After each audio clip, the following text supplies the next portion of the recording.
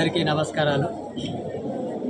ఇటీవల కేంద్ర ప్రభుత్వం ప్రవేశపెట్టినటువంటి బడ్జెట్లో 50,65,000 కోట్ల రూపాయలలో రాష్ట్రానికి కేటాయింపులు పూర్తిగా అన్యాయంగా జరిగాయి.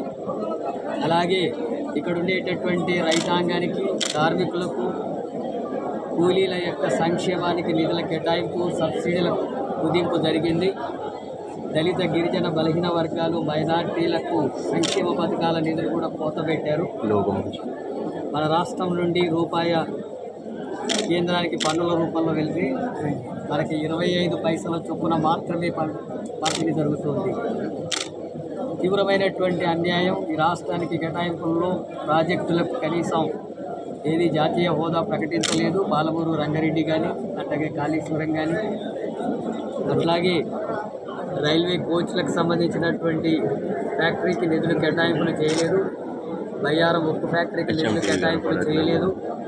అలాగే విద్య, వైద్య రంగాలకు, మొత్తం ప్రైవేట్ రంగానికి ప్రోత్సహించేటట్టుగా నిధుల కోత పెట్టింది. రైతుల సబ్సిడీలు దాదాపు 10,000 కోట్ల రూపాయలు తగ్గించారు. ఎరువుల మీద సబ్సిడీ 11,000 కోట్లు తగ్గించారు. ఉపాధి కూలీలకు 85,000కే కుదించారు. అది 2.5 లక్షల కోట్లు అవసరం ఉంది.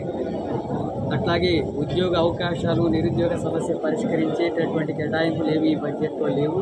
అందుకే ఈ బడ్జెట్ను పునఃసమీక్షించాలా, అట్లాగే నిధుల కేటాయింపు అనేటటువంటి పెంచాలని చెప్పి కేంద్ర ప్రభుత్వాన్ని డిమాండ్ చేస్తున్నాం. అట్లాగే రాష్ట్రంలో ఉండేటటువంటి బీజేపీ ఎంపీలంతా కూడా కేంద్ర ప్రభుత్వం మీద ఒత్తిడి తెచ్చి రాష్ట్రానికి కేటాయింపులు పెంచేటట్టుగా చర్యలు తీసుకోవాలా, లేకపోతే రాజీనామా చేయాలని చెప్పి 8 మంది ఎంపీల్ని, అలాగే 2 మంత్రులు కూడా ఉన్నారు, వాళ్ళని సిపిఎం పార్టీ డిమాండ్ చేస్తున్నాం. అట్లాగే రాష్ట్ర ప్రభుత్వం కూడా బడ్జెట్ ప్రవేశపెట్టబోతుంది. ఈ రాష్ట్ర బడ్జెట్లో ప్రభుత్వం ఇచ్చినటువంటి 6 గ్యారెంటీల అమలుకు నిధుల కేటాయింపులు జరగాల. రాష్ట్రంలో 30 లక్షల మంది కుటుంబాలు ఇల్లు లేనటువంటి వాళ్ళు ఉన్నారు. ఇందిరమ్మ ఇల్లు నిర్మాణం చేస్తామని చెప్పి సంవత్సరమైనా జరగలేదు. ఈసారి నిధులు కేటాయింపులు జరగాల. అట్లనే యూనివర్సిటీలకంతా కూడా నిధులు లేకుండా కనీసం యూనివర్సిటీలకు 5,000 కోట్లు, ఉస్మానియా యూనివర్సిటీకి 1,000 కోట్లు కేటాయించాలని చెప్పి డిమాండ్ చేస్తున్నాం. విద్యారంగానికి నిధుల కేటాయించాలి. అలాగే రాష్ట్రంలో ఉండేటటువంటి సంక్షేమ పథకాలు ఎస్సీ, ఎస్టీ, బీసీ, మైనార్టీలకు కేటాయించాలనేటటువంటి గత సంవత్సరంలో తగ్గించారు. చెప్పినవి కూడా అమలు జరగలేదు. ఈ సంవత్సరం అమలు చేసేటట్టు చర్యలు తీసుకోవాలని చెప్పి రాష్ట్ర ప్రభుత్వాన్ని కూడా డిమాండ్ చేస్తున్నారు.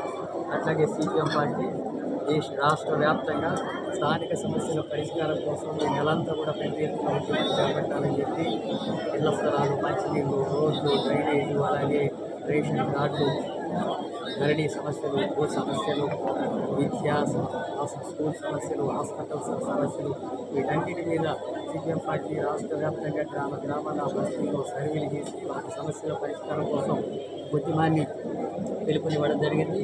ఆ ఉద్యమాన్ని జయప్రదం చేయాలని చెప్పి ప్రజానికానికి విజ్ఞప్తి చేస్తున్నాం. ప్రభుత్వం కూడా స్థానిక సమస్యల పరిష్కారం కోసం ఈ బడ్జెట్లో నిధులు కేటాయించాలని, గ్రామీణ ప్రాంతాల్లో గ్రామీణ అభివృద్ధికి నిధులు కేటాయింపులు పెంచాలని డిమాండ్ చేస్తున్నాం. అలాగే ఈ నెల మార్చి 8న అంతర్జాతీయ మహిళా దినోత్సవం ఉంది.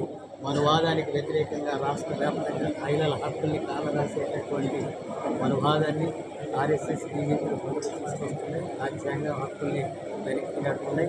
అందుకని మనువాదానికి వ్యతిరేకంగా మహిళా దినోత్సవం నిర్వహించాలని చెప్పి పిలుపునివ్వడం జరిగింది.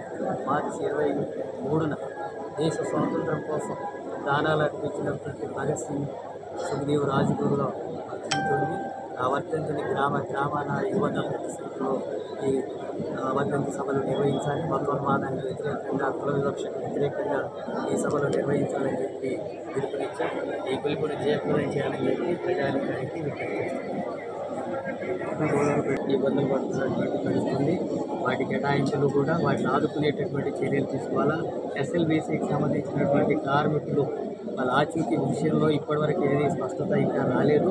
దానివల్ల రాష్ట్ర వ్యాప్తంగా కార్మికులు తీవ్రమైనటువంటి ఆందోళనకు గురవుతున్నారు. ఆ కుటుంబాలు బ్రతుకుదెరువు కోసం వివిధ ప్రాంతాల నుంచి వచ్చి ఇక్కడ బలైపోతున్నటువంటి పరిస్థితులు కనబడుతున్నాయి. ఇలాంటి ఘటనలు జరిగేటటువంటి విషయంలో గత ప్రభుత్వం కానీ ఈ ప్రభుత్వం కానీ తగినటువంటి చర్యలు తీసుకోకపోవడం వల్ల, ముందు జాగ్రత్త చర్యలు తీసుకోకపోవడం వల్ల ఇలాంటి ఘటనలు జరిగినాయి. వీటి మీద ఇప్పటికే నిపుణులతో న్యాయ విచారణ జరిపించాలని సిపిఎం పార్టీ డిమాండ్ చేస్తుంది. భవిష్యత్తులో ఇలాంటివి జరగకుండా కూడా ప్రభుత్వం చర్యలు తీసుకోవాలని చెప్పి కూడా కోరుతున్నాం. ఇంకోటి వామపక్షాల పునరేకీకరణ జరగాలి, ఉద్యమ పునరేకీకరణ జరగాలి, ఐక్యత ప్రదర్శించాలి, ప్రజా సమస్యల మీద ఐక్య కార్యాచరణ ప్రకటించాలని ఒక డిమాండ్ వస్తుంది.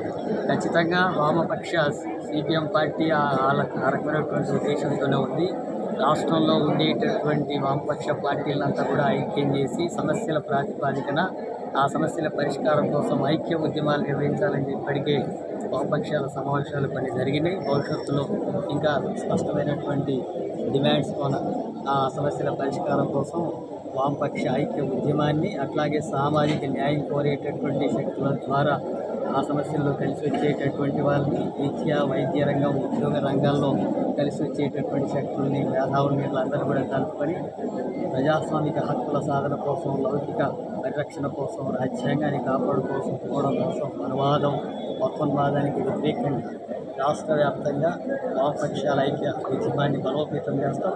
ఆ క్రమంలోనే మా పార్టీ బలపడేటట్టుగా మా సొంత కార్యాచరణ ఉంటుంది, సొంతగా బలపడేటటువంటి ఉద్యమాలు ఉంటాయి. భవిష్యత్తులో ప్రజా సమస్యల మీద ఉధృతమైనటువంటి పోరాటానికి మా పార్టీ సమర్థం.